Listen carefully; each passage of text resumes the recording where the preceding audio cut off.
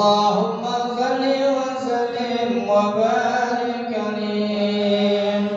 Selanjutnya kepada Al-Muhammad Ustaz Haji Taufik Hidayat Syekh ini persilakan. Sallallahu Muhammad.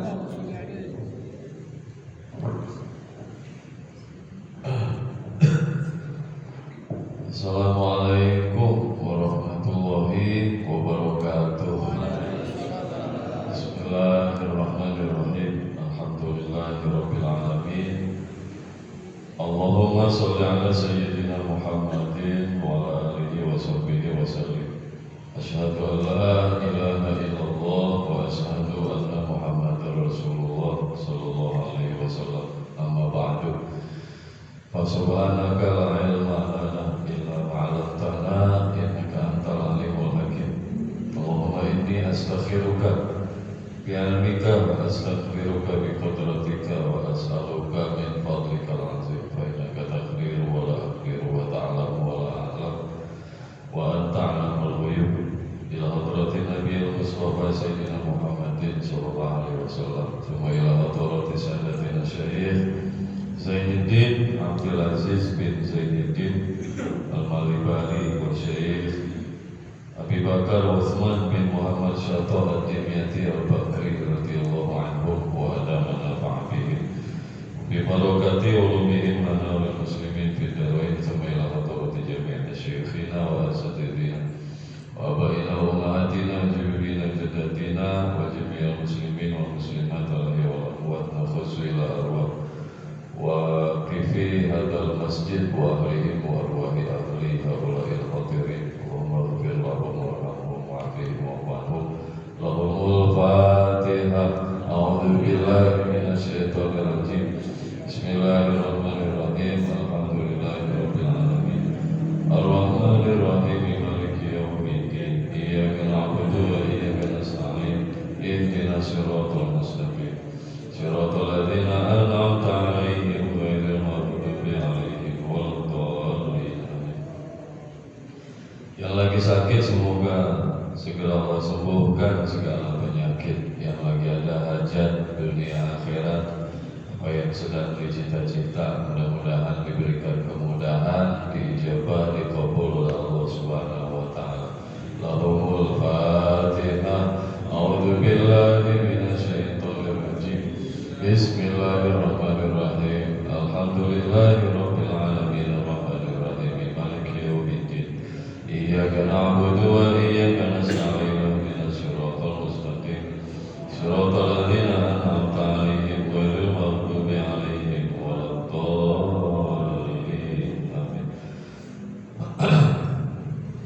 Hadirin jamaah majelis taklim malam Selasa Masjid Al-Musabbihin yang berbahagia dan yang saya hormati, khusus para orang tua kita, Bapak Al-Ustaz Sa'ali, Ustaz Haji Abdul Mu'in, Ustaz Haji Abdul Khalid, DKM Al-Musabbihin, ketuanya Ustaz Haji Asraruddin, dan Dewan Pengurus, Dewan Asatidz Masjid yang lain. Mohon maafnya saya tidak sebut nama. Insyaallah tidak berkurang hormat, tidak berbeda takzim saya kepada semua. Meneruskan masih baca kitab Syarah Qurratul Ain atau Fathul Mu'in. Ini sekali lagi masih di muqaddimah, tapi ini terakhir di muqaddimah ya. Setelah ini baru masuk pembahasan. Silakan disimak redaksi ya. Ada beberapa teks yang saya ringkas ya, karena kebanyakan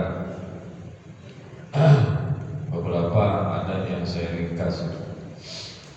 Bismillahirrahmanirrahim. Wa ba'du. Bapak suka dengar ya, dalam muqaddimah orang suka bilang amma ba'du gitu ya. Apa itu artinya amma ba'du?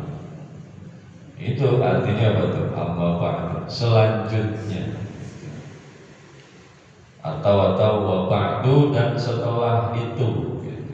Jadi kan di awal tadi pujian, sebelumnya kan ada apa? Sebelumnya ada pujian, ada sholawat, terus apa lagi?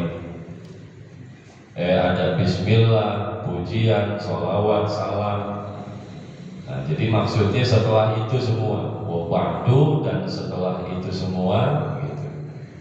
Setelah itu apa? Setelah pembukaan dengan bismillah, alhamdulillah, sholawat dan salam, fahadal mu'allafu, maka susunan ini muhtasarun, ya susunan ini al-hadiru dhihna, susunan yang sedang hadir di dalam hati, ya ada di hadapan kita berarti hadir di dalam hati. Bahadal mu'allafu, susunan ini mukhtasarun, adalah ringkasan. Ringkasan apa ringkasan? Rangkuman. Nah, apa definisi rangkuman? Ini Pak, definisi pengertian rangkuman. Ma qalla lafzuhu wa kathura ma'nahu. Itu pengertian itu. Qalla lafzuhu, sedikit lafaznya, wa kathura ma'nahu, dan banyak maknanya. Lafaznya sedikit, tapi nanti kalau dijabarkan, wah, panjang, luas. Nah, itulah pengertian daripada mukhtasar, pengertian daripada rangkuman atau ringkasan. Ya, judulnya rangkuman tapi tebel lah, bukan rangkuman. Ya, yang namanya rangkuman harus apa rangkuman? Ya, enggak tebel, ya, dikit, kalimatnya sedikit, tapi kalau dijabarin penjelasannya akan panjang gitu. Fil fiqhi, dalam ilmu fikih. Jadi ini kitab yang sedang kita baca sekarang ini adalah merupakan ringkasan. Ini yang dimaksud ringkasan kitab Qurratul Ainnya ya. Yang dimaksud ringkasan adalah kitab Qurratul Ain.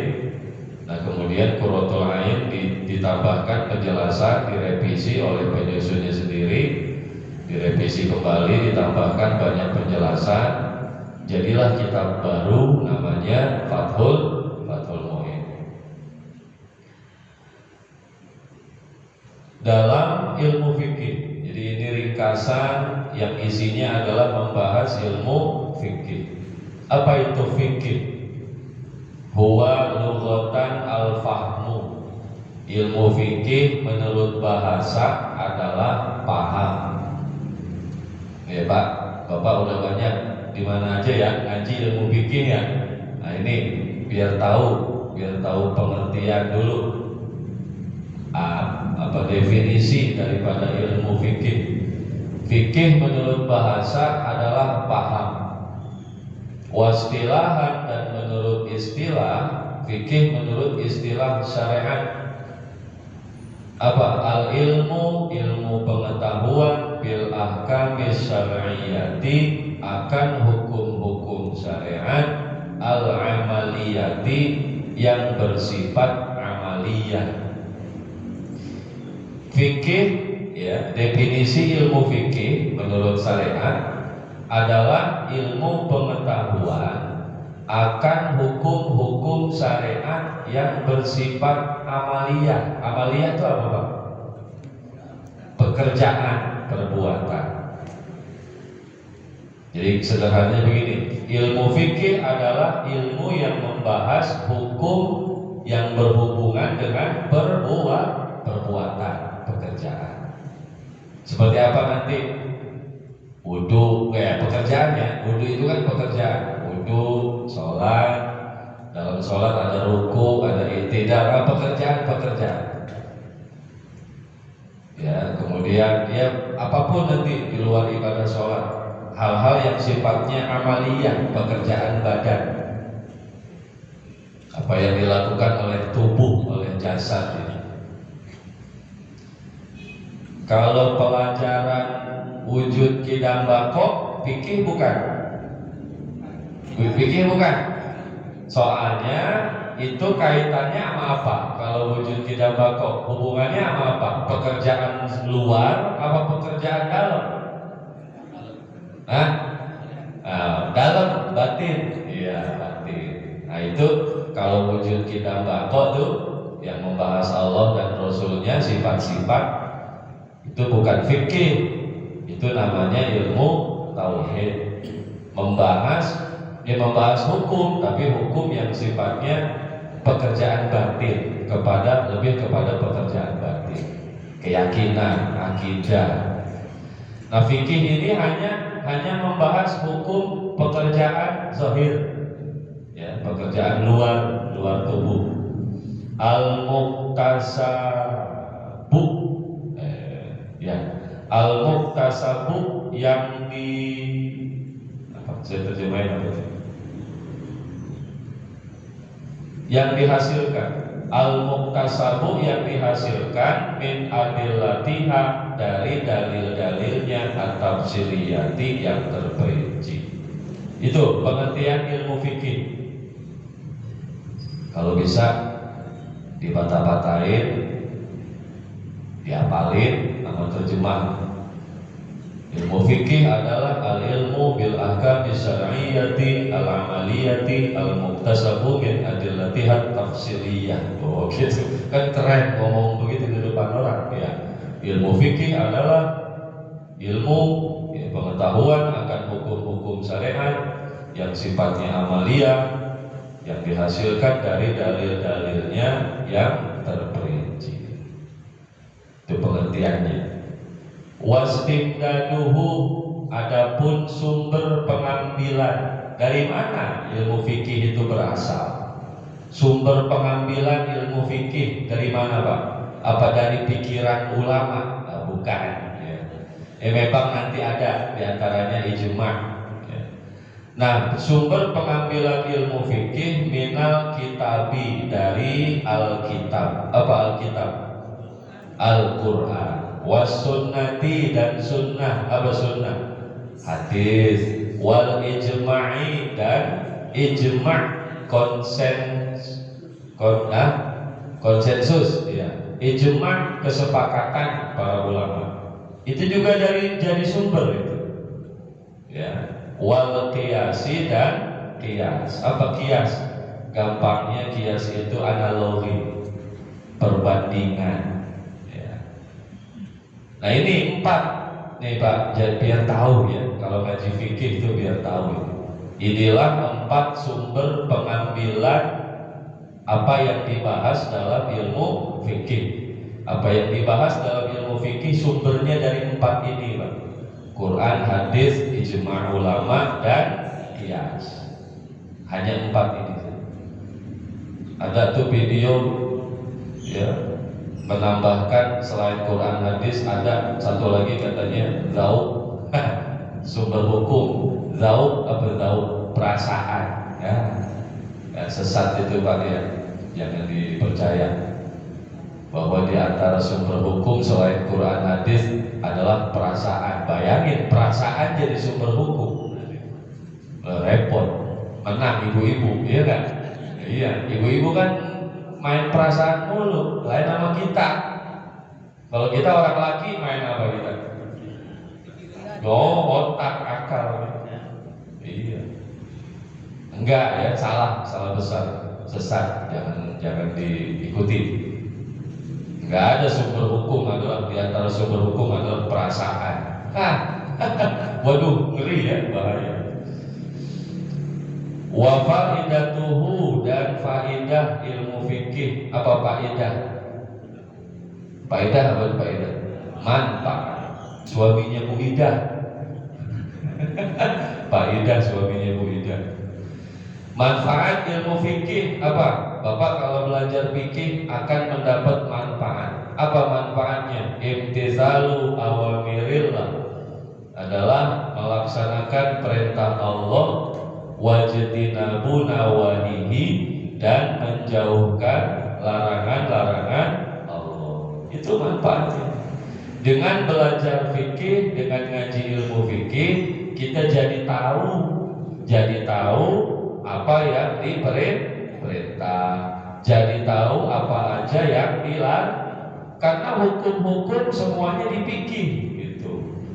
Hukum ini, hukum itu, mana yang diperintah, mana yang dilarang. Nah, setelah mengetahui itu, harapannya apa harapannya? Harapannya adalah ya kita pun jadi bisa melaksanakan apa yang diperintah, jadi bisa menjauhkan apa yang dilarang. Karena masih ada aja alasan klasik. Alasan klasik apa? Oh, dosa ya?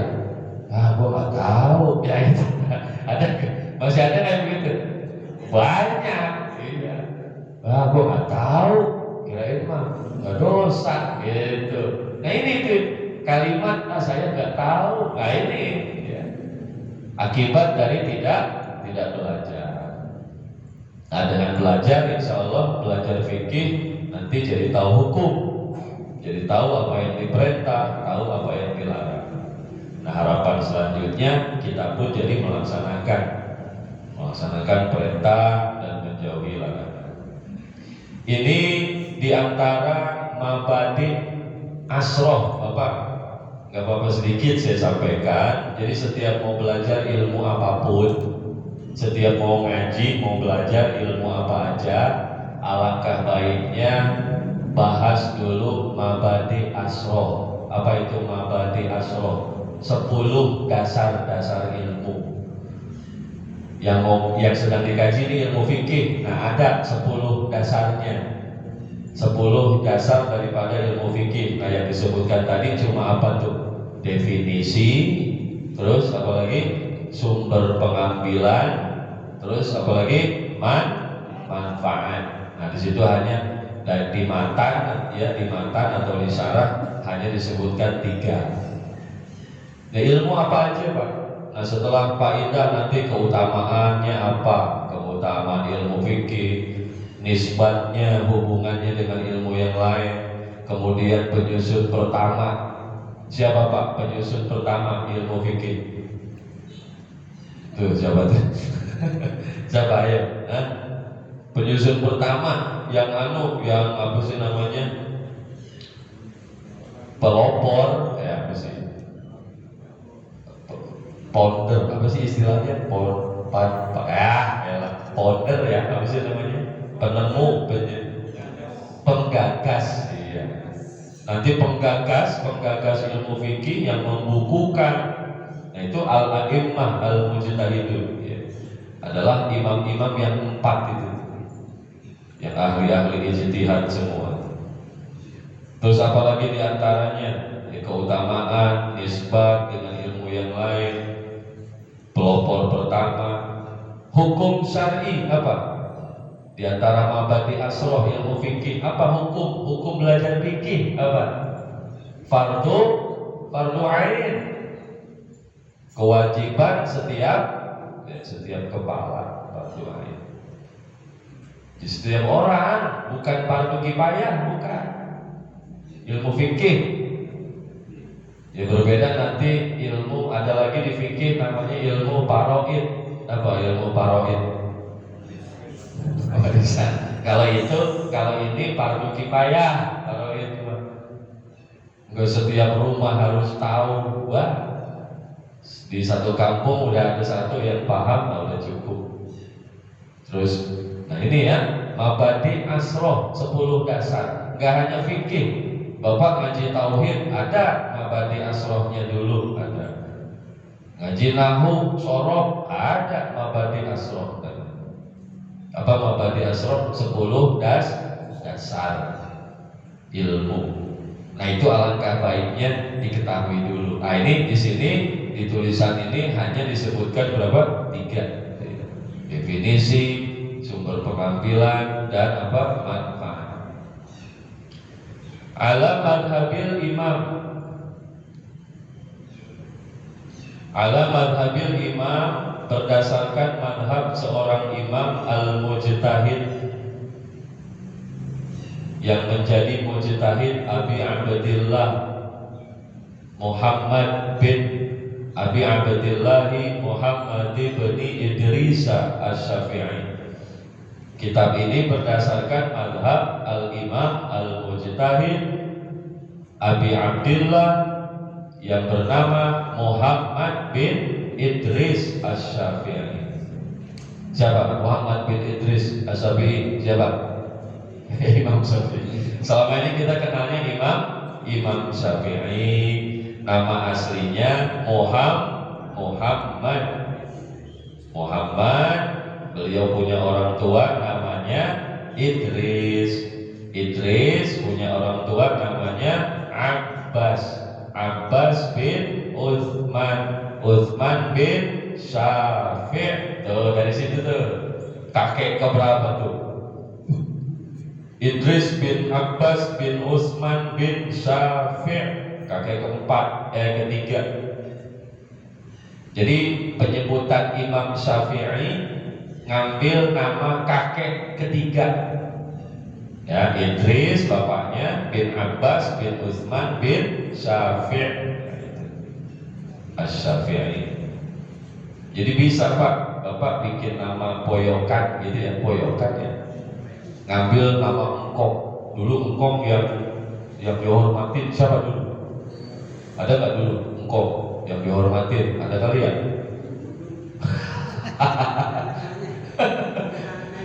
Iya, ambil namanya gitu.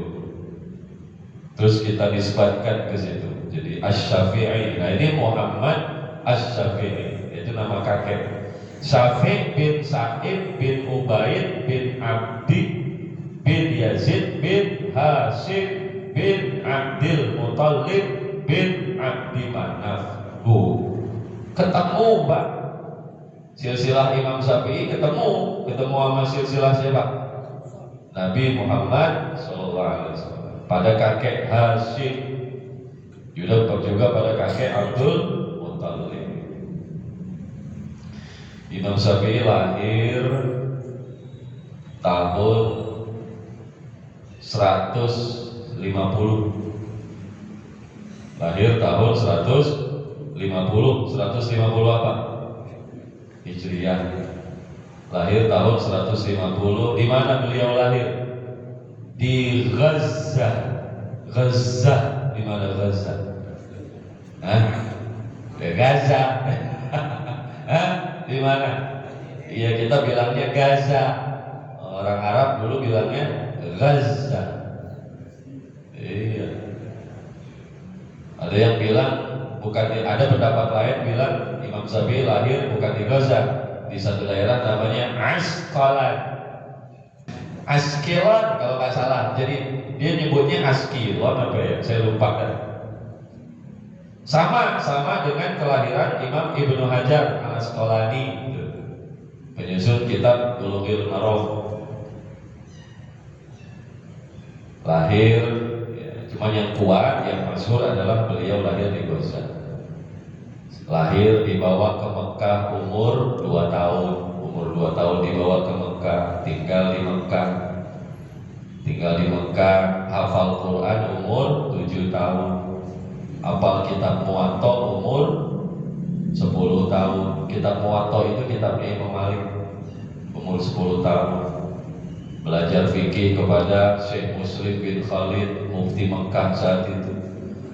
Ya. Sudah diizinkan memberi fatwa di usia 15 tahun. 15 tahun Pak, udah jadi ketua MUI. Anak sekarang 15 tahun lagi ngapain?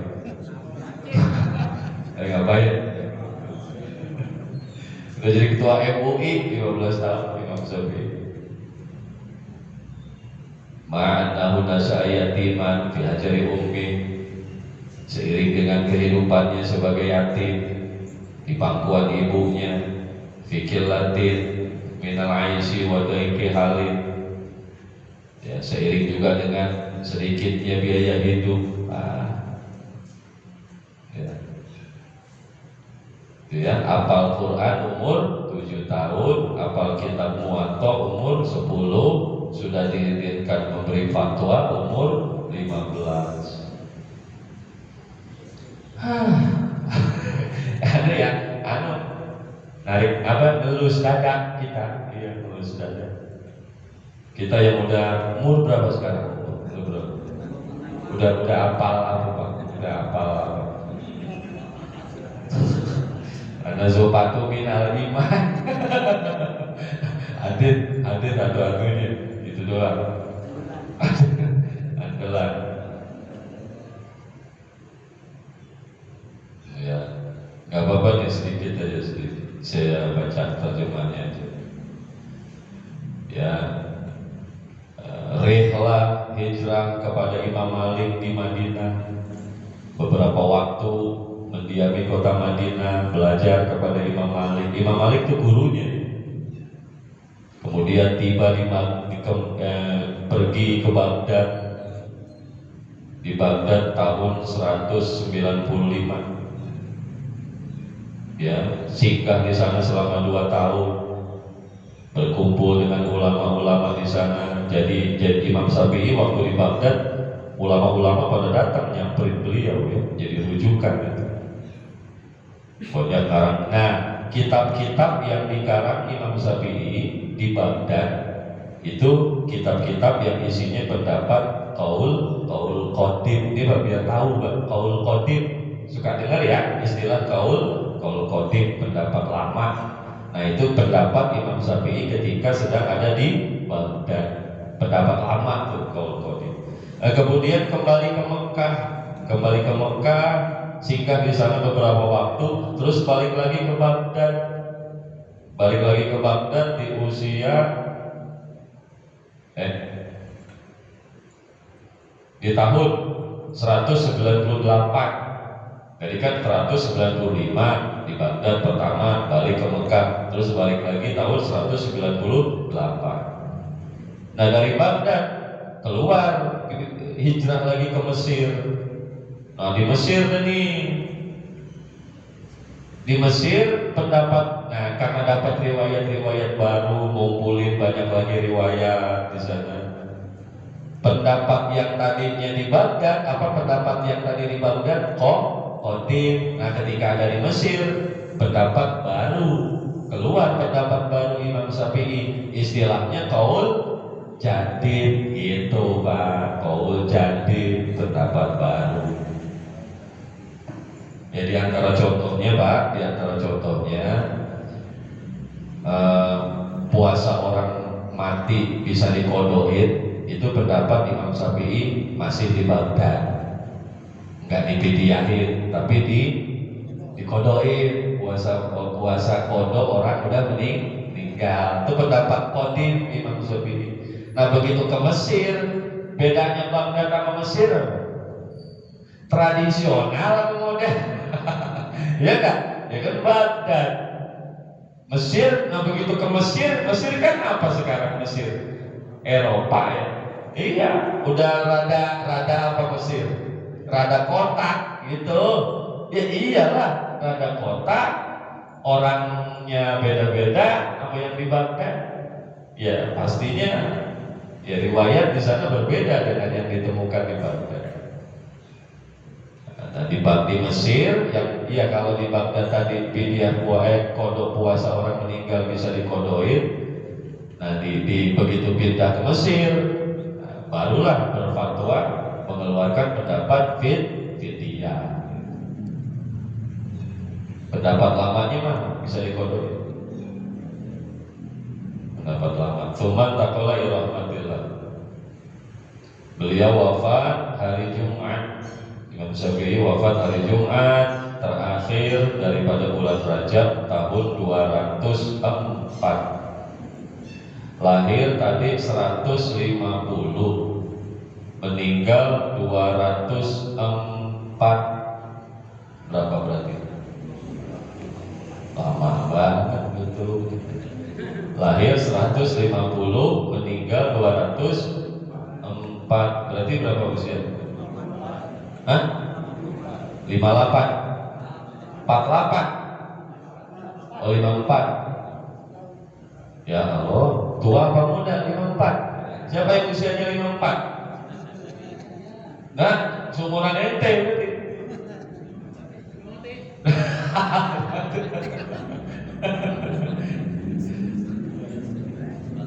Nggak bisa beda. Terus rahimahullahu ta'ala, semoga Allah merahmatinya, wa radiya anhu, dan meridhoinya. Wa samaituhu, dan aku beri nama kitab ini bi Qurratul Ain, dengan nama Qurratul Ain, bi bayani muhimmatiddin, yang isinya penjelasan hal-hal penting hukum-hukum agama. Ya, ini Qurratul Ain itu nama sumbernya, nama matan. Kemudian dijelaskan kembali oleh penyusunnya sendiri, ditambahkan penjelasan-penjelasan, lahirlah buku baru, kitab baru, namanya Fathul Mu'in. Intakhabtuhu, aku memilihnya, wa hadza syarha, dan penjelasan ini, syarah ini, minal kutubil mu'tamadati, dari kitab-kitab mu'tamad. Mu'tamad itu apa Pak? Ini Pak, kalau ngaji fikih ntar bakal dengar istilah mu'tamad. Mu'tamad itu pendapat yang kuat gitu kan. Ada kan kalau di hadis kan sahih ya, hadis sahih, dhaif. Nah kalau di fikih istilahnya mu'tamad. Ya mu'tamad dan dhaif sama. Yang kuat adalah mu'tamad, yang gak kuat istilahnya sama dhaif. Li Syekhina Khatimatil Muhaqqiqin, milik Syekh kita sang penutup ulama ahli, Syihabuddin Ahmad bin Hajar Al-Haytami. Jadi ini kitab itu banyak mengutip, banyak ngambil dari kitab-kitabnya siapa? Banyak ngambil, banyak kutip dari kitab-kitab Imam Ibnu Hajar Al-Haytami. Ya tidak lain, beliau adalah gurunya, guru dari Syekh Zainuddin Abdul Aziz Malibari. Jadi beliau penyusun kitab ini punya guru Imam Ibnu Hajar Al-Haytami. Jadi banyak ngambil dari kitab-kitab beliau. Wa baqiyatil mujtahidin, dan ulama-ulama mujtahid yang lain. Juga selain Imam Ibnu Hajar, banyak ngambil juga dari kitab-kitab ulama-ulama mujtahid yang lain. Siapa ulama mujtahid yang lain? Gak saya sebut di situ. Di antaranya Abdurrahman bin Ziyad Al-Zubaidi, kemudian Syekh Islam Syekh Zakaria Al-Ansori. Nah Syekh Zakaria Al-Ansori gurunya Ibnu Hajar Al-Haytami di Mesir dulu, di Al-Azhar. Banyak ya, Az-Zabidi juga. Mu'tamidan, berpegang teguh, ala ma jazama bihi, atas apa yang ditetapkan Syekhul Madhabi, oleh dua guru madhab, An-Nawawi wal Rafi'i, Imam Nawawi dan Imam Rafi'i. Ini kitab banyak ambil pendapat Imam Ibnu Hajar dan ulama-ulama mujtahid yang lain.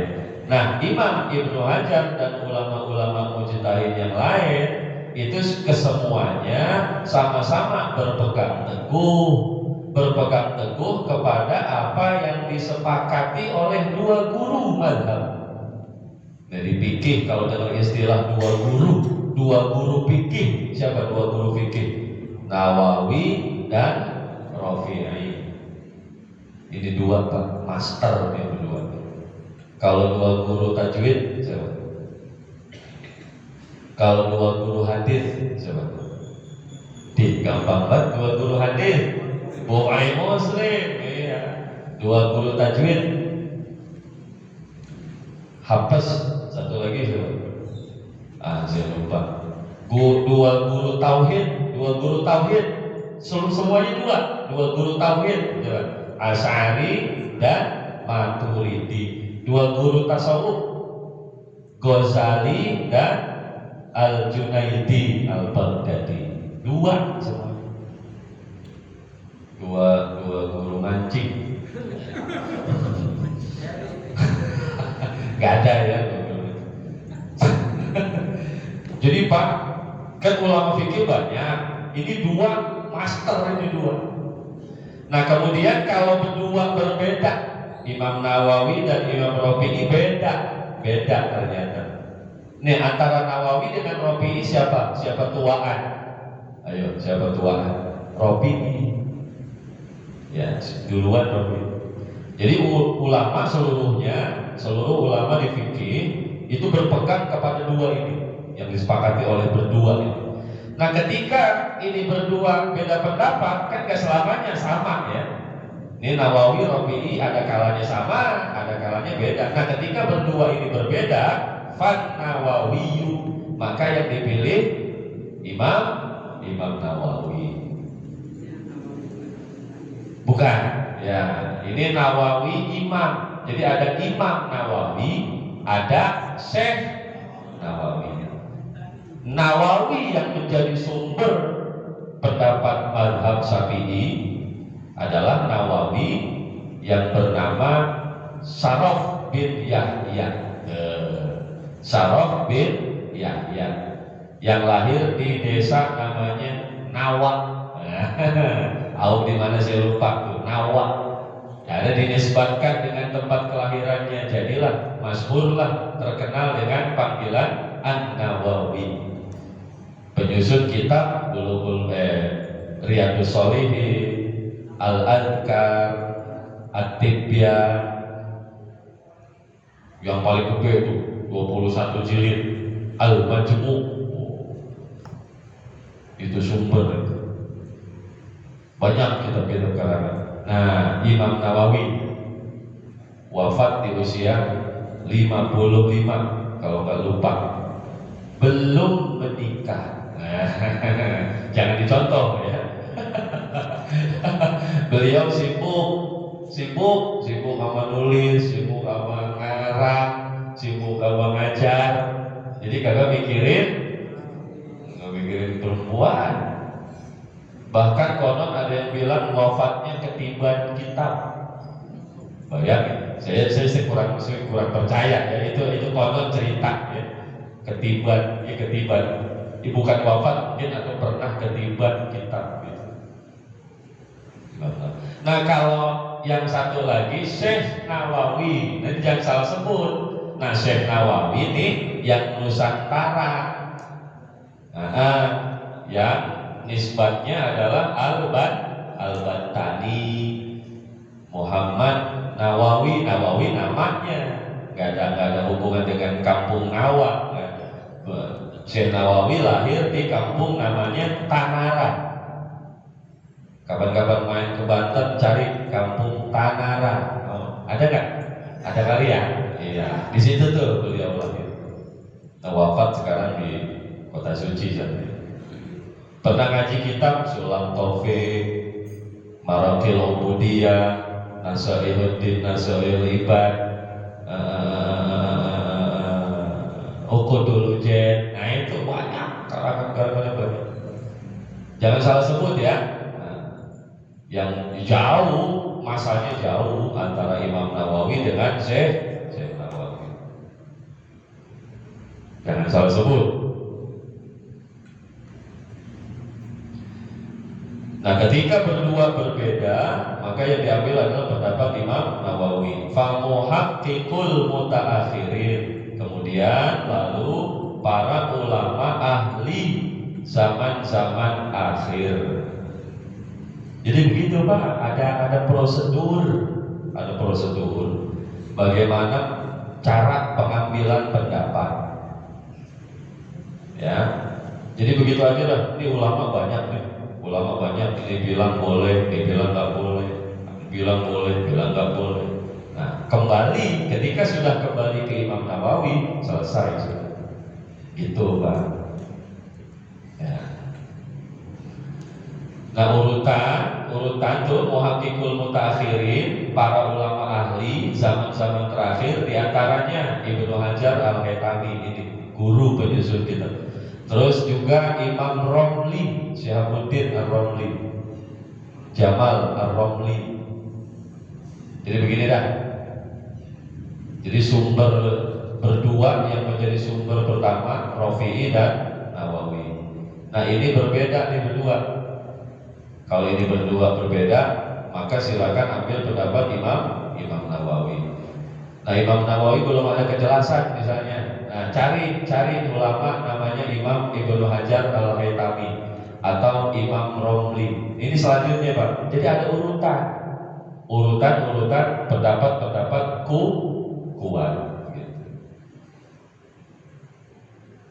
Terlebih khusus ketika dalam mengajar, dalam taklim. Kalau untuk pengamalan pribadi mah, kalau untuk diamalin secara pribadi, nah itu bebas mau ngambil pendapat yang mana aja terserah. Buat diamalin sendiri.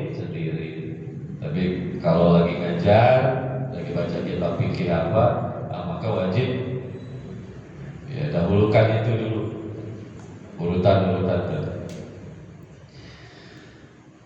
Radhiyallahu anhu, semoga Allah meridainya. Rajian min Rabbina Rahman, sambil berharap dari Tuhan kita Ar-Rahman yang Maha Penyayang, an yantafi'a bihi, semoga Dia memberikan manfaat dengannya, al-adqiya'a, kepada orang-orang yang berpikir.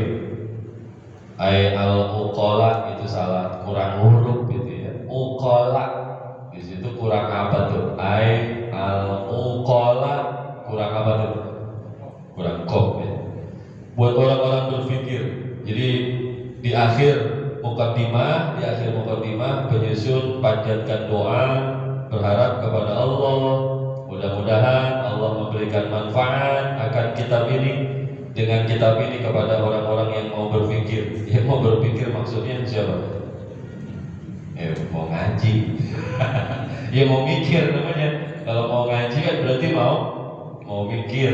Wa an qarayakir wa an takirra bihi bisababihi ainayya ghadan. Dan mudah-mudahan dengan sebab kitab ini dua mata saya akan mendapatkan kesenangan. Waduh. Mudah-mudahan dengan sebab kitab ini, kitab yang saya susun, kata pengarang, mudah-mudahan nanti di hari nanti dua mata saya ini akan mendapat kesenangan. Qurratul ain ya, akan mendapat kesedapan mata, kesedapan pandangan. Ai al-yaumal akhir, yakni di hari akhir, bin nazari, dengan memandang ila wajhil karim, kepada wajah Allah yang mulia, bukratan, di waktu pagi, wa asyian, dan di waktu sore. Amin. Ya, doa yang sama buat kita semua ya. Doa yang sama buat kita semua, manfaat buat kita ya, yang membaca, yang menyimak isi kitab ini. Dan mudah-mudahan dengan sebab ngaji, dengan sebab baca dan ngaji membahas kitab ini, jadi sebab mata-mata kita terdapat nikmat, mata-mata kita dapat kesenangan berupa apa? Memandang wajah Allah. Memang bisa dilihat Allah, Pak. Bisa dilihat Allah. Anna ru'yatal bari jalla wa ala jahisatun aqlan dunya wa ukhra.